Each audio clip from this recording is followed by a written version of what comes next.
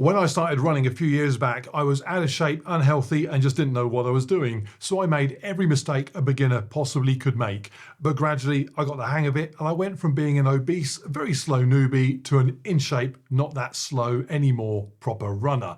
Now recently a combination of injury and donuts has seen my performance go backwards, but it's fast returning, and I realised that one reason I'm getting my running ability back so quick and enjoying doing so is that this time around I do know what to do and what not to do. So here are 5 things that I wish I'd known all those years ago when I first stuck on my trainers. I've gone full circle on this one. When I started running, I had nothing but just a cheap Casio wristwatch, and then as soon as I could, I got myself a proper sports watch and then had it hooked up to some app or other to just track everything: my pace, my speed, my distance, heart rate, the list goes on. And over the years, as I was doing that, the trend to stick all that information up on social media took off, to the extent that some people now, if their watch died on them mid-run, they'd regard that run as almost not even having happened. If they can't stick the stats up on Instagram, what was the point? As a result of that thinking, I'm on a couple of forums for new runners, yet the most common question after what trainers should I get is what watch do I need? What 800, 900 pound computer do I need to strap on myself to start running? And really what you need is nothing more than a cheap Casio, if that.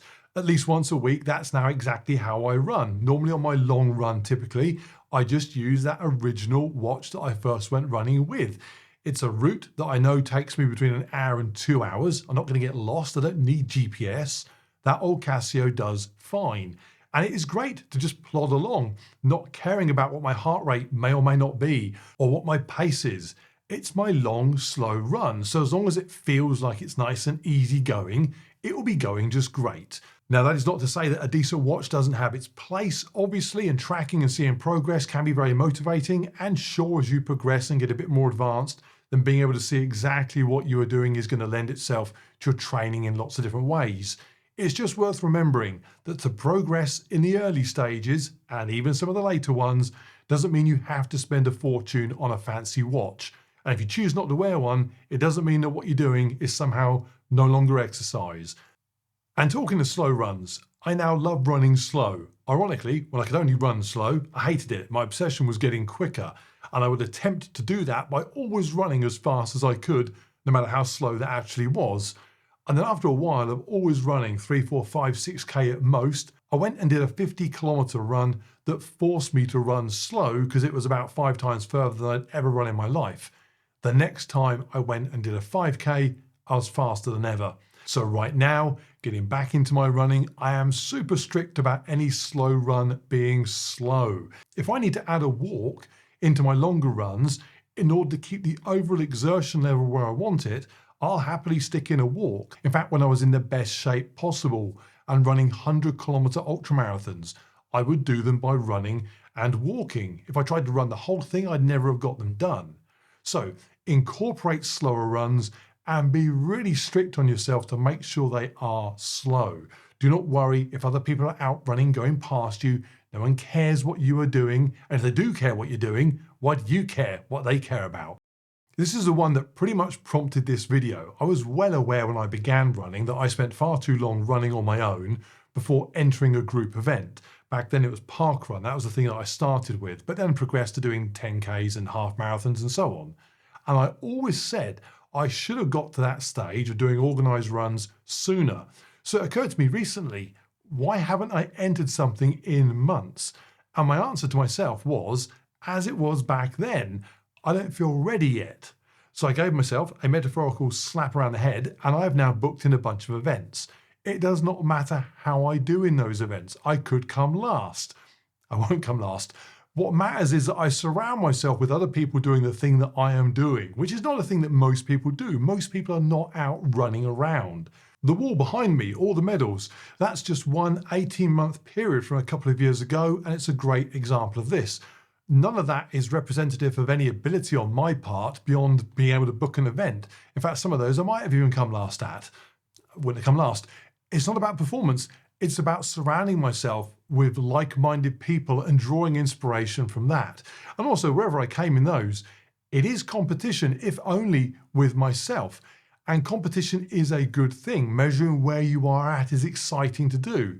In day-to-day life, there's actually few opportunities to do it, to put yourself among others and see where you stack up. Despite that being something that we do have a natural tendency to want to do. As a result, we often put forward proxies for ourselves instead. We see where our car or our house or our holiday stacks up against others. Why not go into a race, see how you stack up? And what you then do with the information that you gather is down to you, whether you take from it that you stack up pretty well, because most people didn't even bother to go to an event, so you're ahead of all of them, or you take it that of all the people there, you were slightly below average, and next time you'd like to be slightly above it.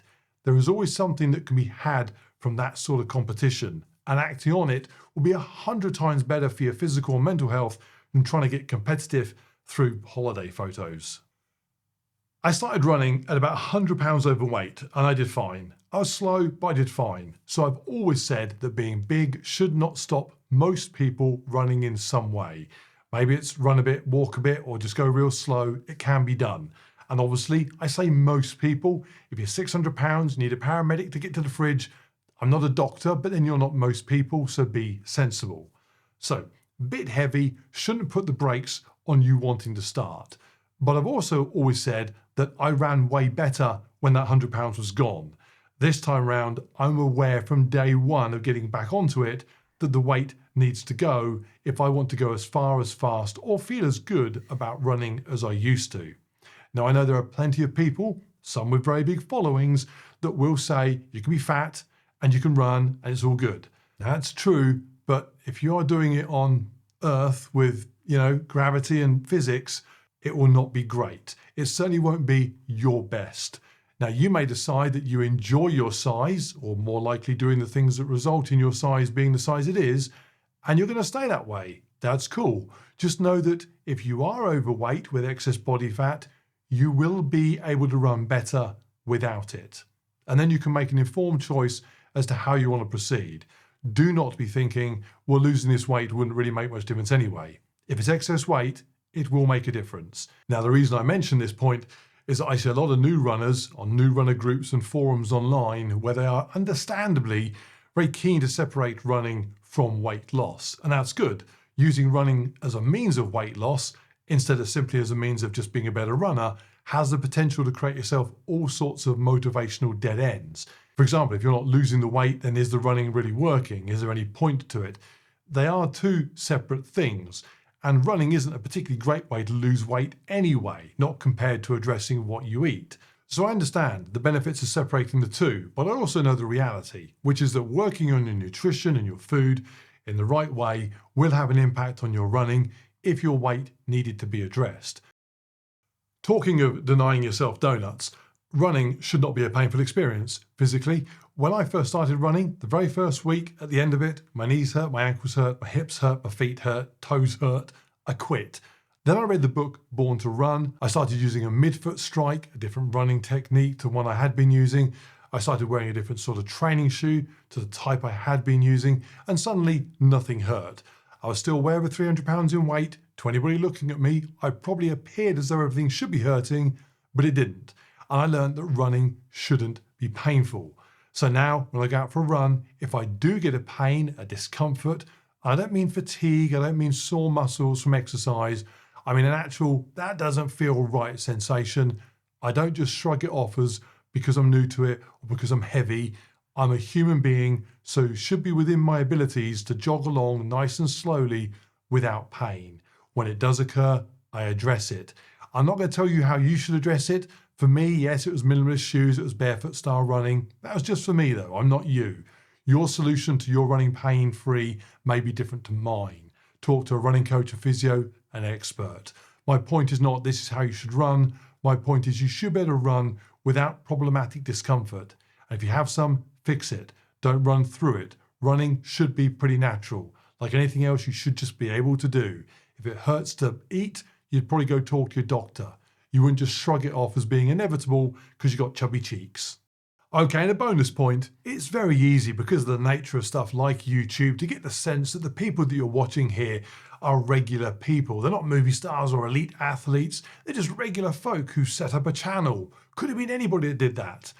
No, it probably couldn't have been, not if they got any degree of following. If that is the case, then there is something about them that does put them in an incredibly tiny percentage of people. Copying them in the hope that you could be like them because, hey, they're just regular folk, is going to end negatively. Sure, be motivated by people you see here, but take that motivation and use it to fuel your journey to where that takes you, and value that. And don't forget, the attributes that people need to do well on social media, they're really quite specific to just doing well on social media. Think of it like this: if you go and watch a 7-foot basketball player, you might well find it entertaining to watch them do what they can do because they're a 7-foot basketball player. It might even motivate you to go and do something sporty yourself. You don't go home from the game wishing you were a 7-foot basketball player. When you see a jacked narcissist on here, just treat it the same way. Be entertained, be motivated, but do not get bogged down trying to emulate them, because A, you're as likely to end up like them as you are a 7-foot basketball player, and B, I just think we have enough jacked narcissists already.